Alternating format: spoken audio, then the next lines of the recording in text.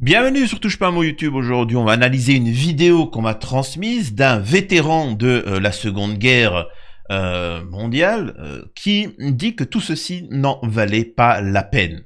Hein. Donc, on va voir un petit peu ce qu'il en est, pourquoi il regrette ce combat pendant la Deuxième Guerre. Qu'est-ce qui fait que ce qu'il a vu à l'heure actuelle le fait regretter de s'être battu contre les nazis. Donc on va apporter un petit peu d'histoire, on va contextualiser. J'ai pas encore vu les arguments, mais on va faire ça ensemble. Juste avant, bien sûr, je vous invite à vous abonner, laisser un commentaire, un like pour le référencement. Vous connaissez la chanson et on va pouvoir regarder ça ensemble. Alors, nous avons cet individu qui est un vétéran de la Deuxième Guerre, un héros, hein, on l'appelle ça comme ça, un héros de la Seconde Guerre, qui va pleurer et expliquer ce qu'il en est. Alors, je rappelle que les véritables héros, malheureusement, dans une guerre, souvent, ils sont six pieds sous terre, quoi. Hein, c'est ceux qui sont morts. Hein. Et souvent, les survivants, bon, voilà, hein, je précise. Regardons ça ensemble. What does Remembrance Sunday mean for Que you? signifie pour vous le dimanche du souvenir? What is your message? Quel est votre message? Mon message, je vois dans mon esprit les rangées et les rangées de pierres blanches, c'est les tombes. Hein. C'est les rangées de pierres c'est les tombes. De tous mes amis et de tous ceux qui ont donné leur vie, mais pourquoi au final? Le pays aujourd'hui, je suis désolé, mais le sacrifice n'en valait pas la peine pour ce qu'on peut voir maintenant. Je suis désolé d'entendre ça. C'est vraiment une garce, la meuf. Hein. La journaliste, elle est vraiment... Alors qu'elle a aucun respect. Tu vois tout de suite que là, c'est problématique ce qu'il dit. Tu comprends tout de suite que c'est une ligne rouge qui va truquer. Mais tu vois que le mec, par respect à cet homme de 100 ans... Après, attention, ça dépend qui est qui. Hein. C'est sûr que si t'interroges Jean-Marie Le Pen à 100 ans, bon, il est mort, mais... qu'est-ce qu'il va dire? Vous voyez ce que je veux dire? Donc, un gauchiste de 100 ans reste un gauchiste. Un droitard de 100 ans, ça reste un droitard. Mais bon, c'est un vétéran. Écoutons la suite. Qu'est-ce que vous voulez dire par maintenant, ça n'a plus de... ça en valait pas la peine. Ce pourquoi nous nous sommes battus pour la liberté, nous nous sommes battus pour tout ça, eh ben c'est pire que ce que c'était auparavant. Oh, Alec, I'm sorry you feel like that. Oh, écoute, Alec, je suis désolé que vous pensez cela, car je veux que tu saches que toutes les générations qui sont venues depuis, y compris mes enfants, sont tellement reconnaissants. En fait, ça, par exemple, ça n'a que ni tête. Ça, c'est ce que tous les youtubeurs, tous les influenceurs d'extrême droite, d'extrême gauche, tout ça dit. C'est-à-dire qu'on rentre pas dans le vif du sujet. Là, il dit quelque chose de très intéressant qu'il faut relever. Il dit, les mecs, à l'époque, on s'est battu pour la liberté. Il reste 1 minute de l'interview, on va voir. Il dit, à l'époque, on s'est battu pour la liberté. Un truc que vous ne connaissez pas, vous, votre génération, elle ne connaît pas la liberté. Vous connaissez même pas, vous savez même pas ce que c'est de remplir un caddie. Tu vois. Encore nous, notre génération, elle a connu ce que c'était de consommer, de vivre, etc. On s'est battu pour la liberté, mais les gars, ce qui se passait à l'époque dans la Deuxième Guerre, etc., c'est pire maintenant. Et bien sûr, vous n'êtes pas prêts parce que vous avez été conditionnés. Par exemple, moi, j'explique souvent, hein, vous avez été éduqués comme ça, qu'à l'époque des rois, le peuple, c'était une horreur. Hein. Les rois en France, alors moi je parle de la France. Hein. À l'époque du Moyen-Âge, les rois, le peuple, c'était une horreur. Quelle ignominie, tu vois. Je vous pose une question. À l'époque, ils avaient tous une maison. Ils travaillaient. Mais c'est vrai qu'ils devaient payer la dîme. Voilà. Alors certains, à l'étranger, vous savez pas ce que c'est, mais en France, c'est-à-dire que les agriculteurs, les travailleurs français devaient payer un pourcentage de leur récolte pour la protection du pays, de la nation, etc. Voilà. C'était une horreur. Hein. C'est-à-dire qu'en France, nous, on nous apprend ça depuis qu'on est petit. C'était une horreur parce que les rois, ceux qui défendaient le pays, obligeaient les agriculteurs, les machins à payer un petit pourcentage, etc. C'est pour ça que les gens étaient en colère, ils se sont révoltés après la Révolution française, gna, etc. Et moi, quand je réponds, oui, mais les gars, on appelle ça en fait un impôt. Non, n'importe quoi. Mais oui, si, c'est un impôt. C'est-à-dire qu'à l'époque, ils payaient juste un impôt, quoi. Ce qui est tout à fait normal. Un minimum, quoi. Ils le payaient. Et vous, par contre, vous êtes taxés de tous les côtés, vous fermez votre gueule. Donc, qui est soumis? Tu vois. Là-bas, ils avaient plus de liberté. Au-delà, à l'époque, une maison, je vous explique, hein, c'était très rapide de faire une maison. Tout le monde avait sa propre maison, ce n'était même pas un objectif de vie. Chacun avait sa maison, il fondait une famille et salut, au revoir. Maintenant, pour avoir une maison en France, c'est à cause de ça, c'est à cause du crédit. À cause du crédit, les prix ont augmenté. Une maison, pour avoir acheté une maison, il faut travailler pendant 45 ans, 50 ans en France. Alors tu le fais à crédit, mais 50 ans pour acheter une maison. Je rappelle, pour tous les fous, alors lui, il va me comprendre, lui, mais vous n'allez pas me comprendre. Je vous explique ce que c'est une maison. Des fondations, du béton, quoi, tu fais une fondation, ensuite tu mets du parpaing à droite, à gauche, tu mets de la peinture, tu mets du placo-plâtre, un toit et salut, au revoir. Tu payes ce travail 50 ans pour faire ça? C'est tellement... Alors, à la base, une maison qui coûtait 50 000 euros il y a 20 ans, maintenant, elle coûte 300 000. C'est pour vous dire qu'en fait, les gens, comme ils ont fait crédit, les banques ont fait des crédits, les gens ont augmenté les prix et ça n'a plus de raison d'être. Les gens sont tellement cons, tu vois. C'est comme la nourriture. Vous regardez maintenant, pour remplir un caddie, ça n'a plus de sens. Ça n'a plus de sens. Et donc, là, c'est ce qu'il est en train de dire. Vous êtes dans une dictature pire qu'à l'époque de la Seconde Guerre. On n'a plus le droit de parler. Tu fais une vidéo, tu dis un terme, tu te retrouves en prison. Tu te retrouves à prendre de la condamnation. Tu touches un enfant, t'as rien. C'est quand même fou cette histoire en France. Bref, on écoute la suite. Donc on est reconnaissant pour votre bravoure et tout le personnel de service. Et maintenant, c'est à nous de faire du pays, le pays, pour celui lequel vous êtes battu.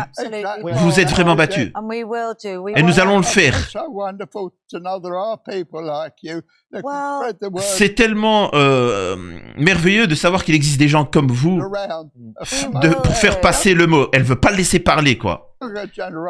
Parmi notre jeune génération. Et je vous garantis que tous ceux qui regardent à la maison voudront vous envoyer plein d'amour.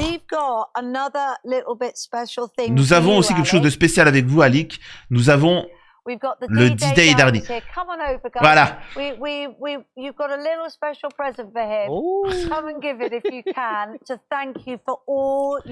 Voilà.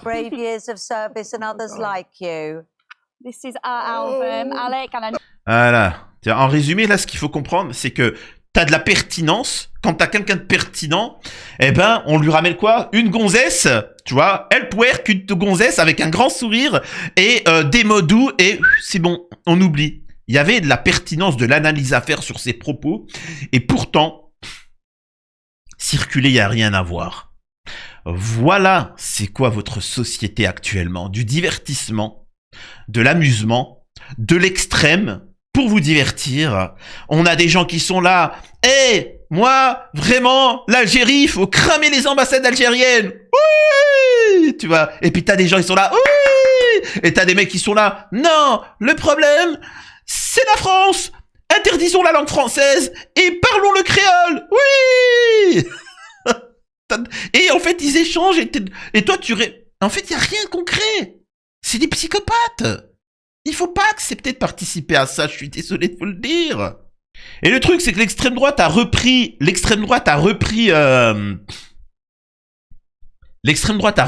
ses propos, alors qu'en soi, il n'a rien dit de spécial.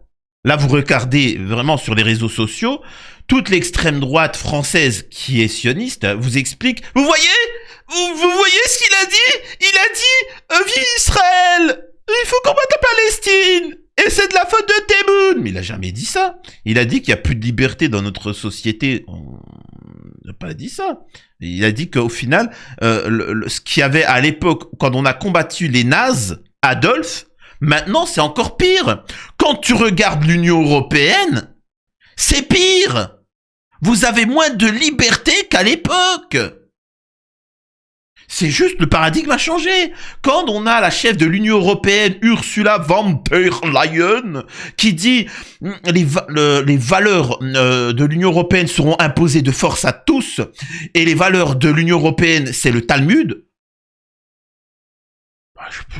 Je voulais dire peut-être, même ça aurait fait polémique, valeurs du Christ. Mais non, ok, d'accord, bon. Particulier cette histoire. Il y a pas de liberté, il y a pas de discussion, on peut pas vivre, on n'a pas le droit à la propriété. Oh, on n'a pas le droit d'avoir une propriété.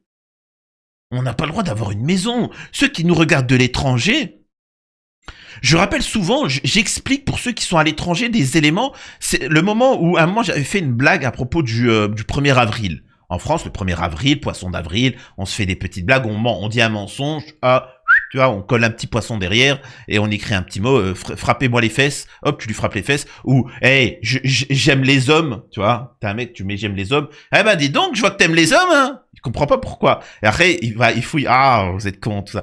C'est pas vrai. Moi, j'avais fait un truc comme ça et je me suis rendu compte que des gens qui vivent, par exemple, en Algérie ou autre, ils ont dit quoi? Je comprends pas. Qu'est-ce qu'il raconte du poisson d'avril? T'as vu ce qu'il a dit? Mec, c'est un fou. Oui, en fait, c'est pour ça que je précise ce qu'il en est par rapport à la France. La situation en Union européenne, en France, est catastrophique, dictatoriale.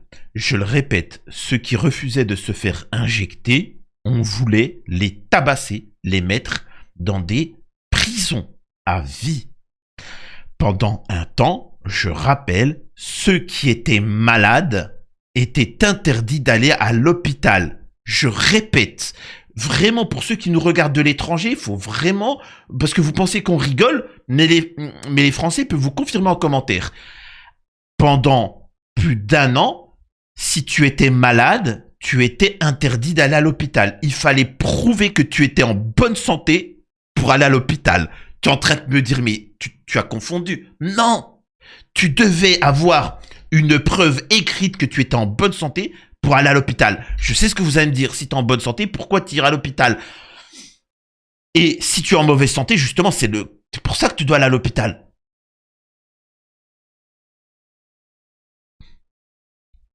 Une dictature. Vous vivez dans une dictature du divertissement que vous le... C'est pour ça, hein, faut vraiment comprendre. La dictature du divertissement, de la joie, de la farandole. Donc on va lire vite fait un petit article pour voir s'il en dit un peu plus. Un vétéran britannique de la Seconde Guerre estime que la situation est bien pire aujourd'hui que lors du conflit au cours duquel il a combattu. Un constat accablant sur l'évolution de son pays. Dans l'émission Good Morning Britain, Alec Princeton, vétéran britannique de la Seconde Guerre, déclare ému que le sacrifice des combattants entre 39 et 45 ne valait pas la peine au vu de la situation actuelle du Royaume-Uni. C'est pourquoi nous nous sommes battus, c'était notre liberté, mais aujourd'hui la situation est bien pire que lorsque je me suis battu pour elle, estime Alec Princeton, âgé de 100 ans ce vendredi 7 novembre. Mon message est le suivant. Je peux voir en pensée ces rangées et rangées de pierres blanches et ces centaines de mes amis qui ont donné leur vie. Pourquoi? Pour le pays d'aujourd'hui? Interroge-t-il. Mais Alec Princeton n'a pas détaillé les raisons concrètes le conduisant à dresser ce constat sur l'état actuel du Royaume-Uni. La prise de position du centenaire a ému les journalistes britanniques, etc. Le vétéran a alors apporté un brin d'optimisme puisqu'en s'adressant au présentateur et de l'émission, il trouve formidable de savoir que des gens comme vous, machin.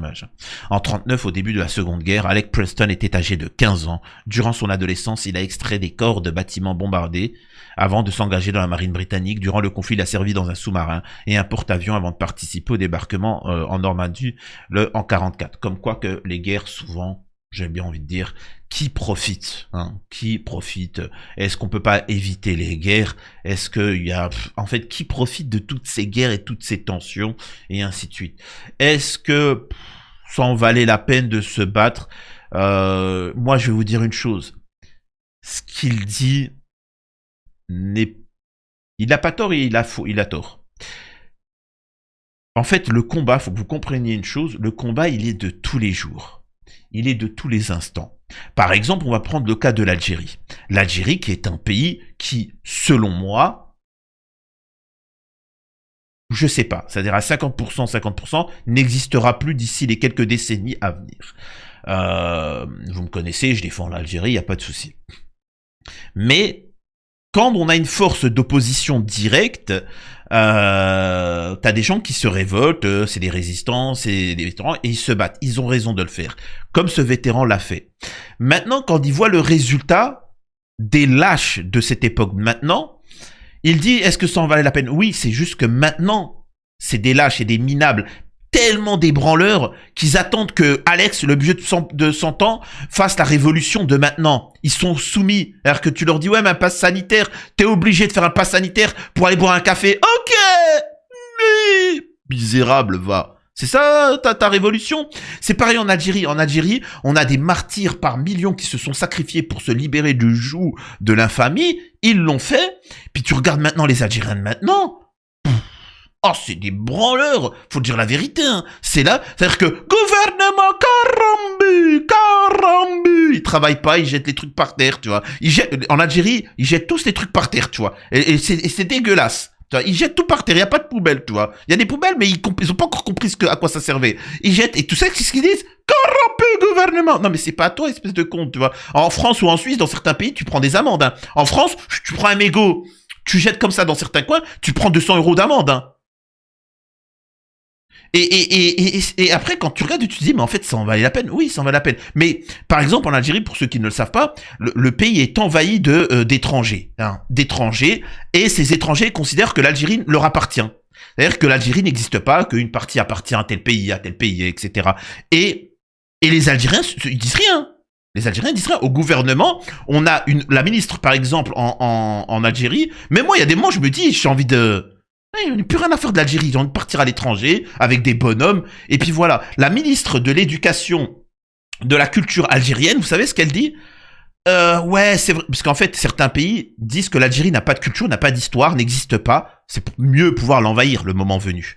Elle dit quoi? Oui, mais c'est pas grave, vous savez quoi? Oui, on va tout donner, notre culture, notre histoire, on mélange tout comme ça, vous inquiétez pas, c'est pas grave. Qu'est-ce que voulez-vous dire? Il y a des gens, ils se sont battus pour la liberté, et t'as des gens, je sais pas ce qu'ils font, t'as envie de te dire, mais c'est ça les mecs? Bref. Et en France, c'est pareil. Mais c'est juste pour dire qu'en fait, c'est juste cette génération qui refuse de se battre. Le mal a toujours existé. Les criminels ont toujours existé. Les voleurs ont toujours existé. Les pédos ont toujours existé. Sauf qu'il y a des périodes de l'histoire où il y a des hommes. Quand je dis des hommes, je parle avec un grand H, hein, hommes et femmes. Il y a des hommes dans le genre humain, quoi, qui se lèvent et qui font en sorte de mettre hors d'état de nuire le mal. Et après ça, il vit une période faste où le bonheur existe, l'amour, où la compréhension, etc. Et le laxisme s'impose. Et là, petit à petit, le mal, gentiment, il revient et il glisse ses tentacules là où il faut et reprend le pouvoir. Et ça crée le chaos. Et quand tu avertis, le laxisme dit non, non, non. Et après, ça fait un carnage, guerre mondiale, massacre, machin, etc. Donc, par exemple, moi, je dénonce le gouvernement algérien du laxisme. Il y a certains pays qui disent l'Algérie, ça nous appartient. Moi, personnellement, je suis le président. Moi, il y a un pays qui dit quoi? Non, mais une partie de votre pays m'appartient. Je déclare la guerre directe. Je donne un avertissement. Dans 24 heures, tu présentes tes excuses ou on déclare la guerre. Non, j'attaque, j'envahis le pays. Ah, je suis sans pitié, hein, pas décoller, tu vois. Mais ils le font pas. Et les conséquences de ce laxisme fera qu'il y aura des millions de morts algériens d'ici quelques temps. C'est la même chose en France. En France, comme on n'agit pas, on ne se défend pas, on va nous imposer un régime ultra radical, ultra dictatorial. Et quand il faudra se libérer, il faudra faire une guerre civile, une révolution. Malheureusement, et je suis contre ça, mais ça sera dramatique. Ça sera dramatique. Alors qu'il fallait juste de dire non, mettre en poste un truc plus démocratique, mais les gens, c'est des feignants. C'est des feignants. Ils regardent du Hanouna. Tu vois, ils regardent du Hanouna, ils sont divertis, et voilà. Donc, merci à ce papy d'avoir expliqué que l'époque dans laquelle on vit est bien plus terrible que celle dans les années 40. Réfléchissez-y, méditez et dites-moi si vous êtes d'accord avec son témoignage. Des bisous à tous, à la prochaine.